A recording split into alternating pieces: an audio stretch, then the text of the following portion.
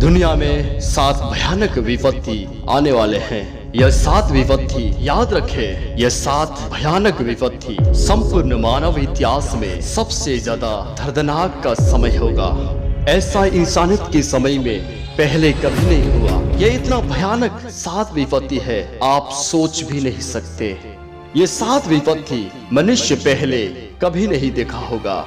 यह इतना खतरनाक भयानक विपत्ति है, मनुष्य का ज्ञान और बुद्धि काम नहीं करेगा। मनुष्य कोशिश करेंगे इस विपत्ति से बचने के लिए, मनुष्य प्रयास करेंगे इस विपत्ति से बचने के लिए, लेकिन मनुष्य का ज्ञान और बुद्धि और मेडिकल साइंस और वैज्ञानिकों का ज्ञान काम नहीं करेगा। मनुष्य कोशिश करेंगे, अलग अलग प्रकार मेडिसिन और योजना करेंगे बचने के लिए, लेकिन ये कोई नेचुरल विपत्ति नहीं, ये कोई प्राकृतिक विपत्ति नहीं। बाइबल बताती है ये जीवित परमेश्वर का प्रकोप है। इस 7 विपत्ति से बचने के लिए एक ही रास्ता है। आप इस वीडियो को अंत तक देखें और इस वीडियो के अंत में मैं आप लोगों को बताऊंगा आप इस विपत्ति से कैसे बचोगे और कौन आपको बचाएगा। आप इस वीडियो को जरूर देखें और मेरे प्रियो, आप इस वीडियो को दूसरों को भी जरूर शेयर कीजिए। चलिए हम शुरू करते हैं। यह विपत्ति क्या है,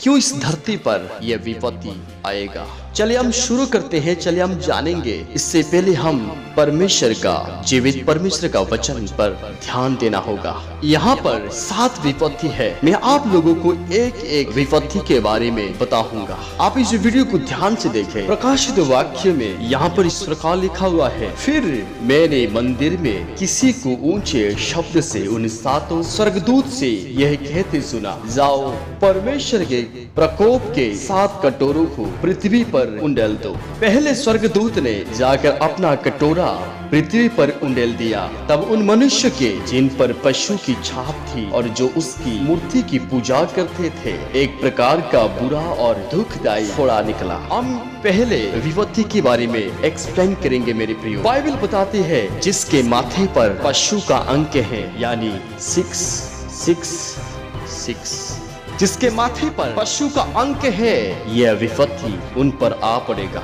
और बाइबल बताती है जिसके अंदर, जिसके माथे पर पशु का अंक है, उनके शरीर में दुखदायी फोड़ा निकलेगा। वो लोग जीने के लिए कोशिश करेंगे, वो लोग इधर जाएंगे, वहां जाएंगे, यहाँ जाएंगे, लेकिन उनके पास रास्ता नहीं। मेरे प्रियो, मैं आप लोगों को बताना चाहता हूँ, आपके माथे पर पशु का अंक नहीं बल्कि परमेश्वर का अंक होना चाहिए। अगर आपके माथे पर पशु का अंक है तो याद रखें, आपके शरीर में दर्दनाक दुखदायी फोड़ा निकलेगा और आप मर जाओगे। बचाने वाला कोई नहीं। आज आपके पास समय है, मन फिराओ। खुदा आज भी आपको बचाना चाहता है। और मेरे प्रियो, दूसरे विपत्ति के बारे में हम जानेंगे। यहाँ पर इस प्रकार लिखा हुआ है, दूसरे स्वर्गदूत ने अपना कटोरा समुद्र पर उंडेल दिया और वह मरे हुए मनुष्य के लहू जैसा बन गया और समुद्र में का हर एक जीवधारी मर गया। दूसरे विपत्ति क्या है? बाइबल बताती है समुद्र में सब पशु और जीवधारी पशु मर जाएंगे, क्योंकि बाइबल बताती है मनुष्य के लहू जैसा बन गया और समुद्र में जो पानी मरे हुए मनुष्य का लहू जैसा वैसा ही बन गया और सब जीव मर गए थे और सब जीव मर जाएंगे। याद रखो मेरे प्रियो, आपको खाने के लिए मछली भी नहीं मिलेगा। और इस समय जो लोग आज समुद्र में बिजनेस करते हैं और आज भी समुद्र के अंदर बिजनेस कर रहे हैं, उस दिन उसके बिजनेस बंद हो जाएगा, क्योंकि पानी लहू बन जाएगा, मरे हुए इंसान का लहू जैसा बन जाएगा। और तीसरे विपत्ति है मेरे प्रियो, चलिए हम जानेंगे। यहाँ पर इस प्रकार लिखा है, तीसरे स्वर्गदूत ने अपना कटोरा नदियों और पानी के सोते पर उंडेल दिया और वे लहू बन गया। मेडिकल साइंस के मुताबिक वाटर इज लाइफ। उस समय लोग पानी पीने के लिए नहीं मिलेगा, लोग पानी पीने के लिए नदियों में जाएंगे, लेकिन पानी लहू में बन जाएगा।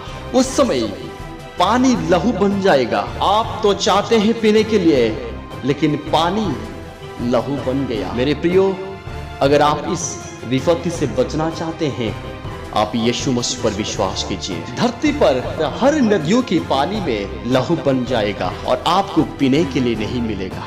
मेरे प्रियो, यहाँ पर ईश्वर का लिखा है, तब मैंने पानी के स्वर्गदूत को यह कहते सुना, है पवित्र जो है और जो था, जो न्यायी है, और तूने यह न्याय किया क्योंकि उन्होंने पवित्र लोगों और भविष्यद्वक्ताओं का लहू बहाया था। चलिए मेरे प्रियो, और एक विपत्ति के बारे में हम जानेंगे। चौथे स्वर्गदूत ने अपना कटोरा सूर्य पर उंडेल दिया और उसे मनुष्य को आग से झुलसा देने का अधिकार दिया। मनुष्य बड़ी तपन से झुलस गया और परमेश्वर के नाम की जैसे इन विपत्तियों पर अधिकार है, निंदा की पर उसकी महिमा करने के लिए मन्ना फिराया।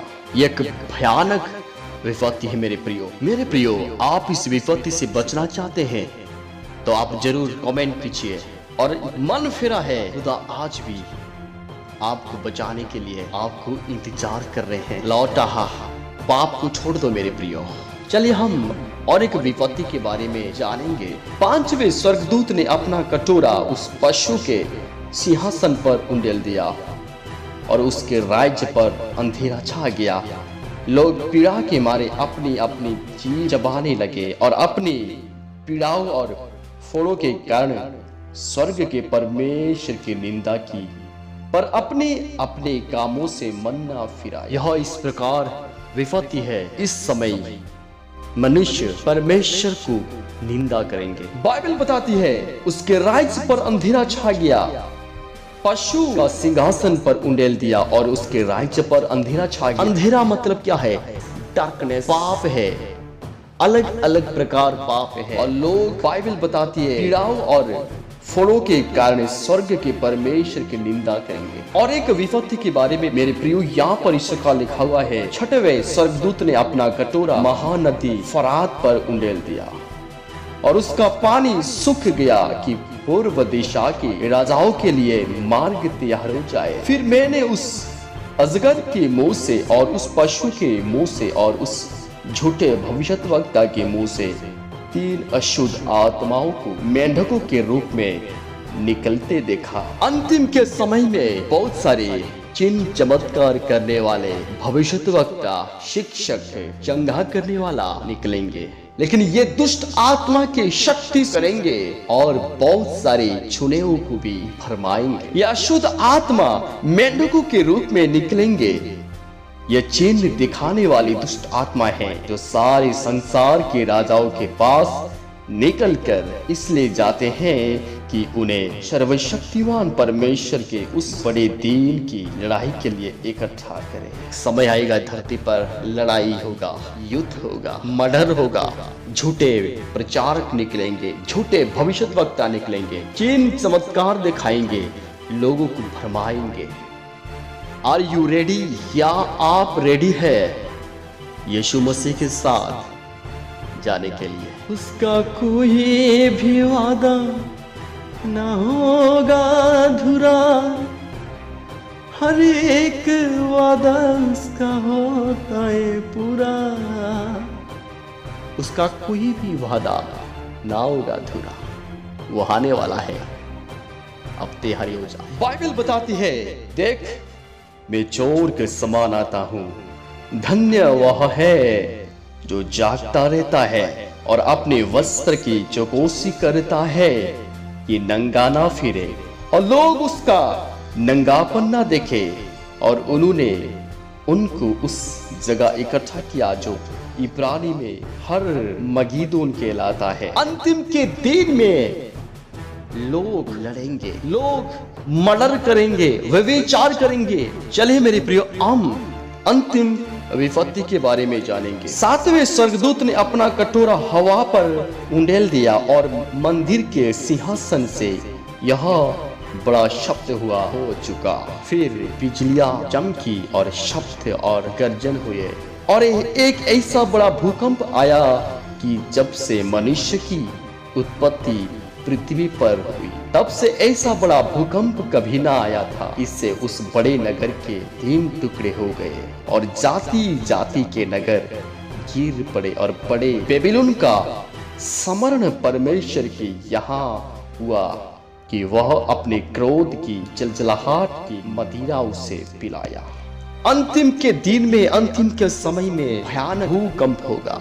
आजकल बहुत सारे लोग अपने बिजनेस पर व्यस्त है। कैसे बिजनेस चलता है, कैसे घर बनाना है, ये सारी सांसारिक चीजों के लिए व्यस्त रहते हैं, लेकिन आत्मिक घर के लिए तैयारी नहीं। आज आपके पास समय है मेरे प्रियो। खुदा आज भी आपको पुकारते हैं, हे मेरे बेटा, हे मेरे बेटी, तू कहाँ है? लौट आ मेरे पास। हालेलुया।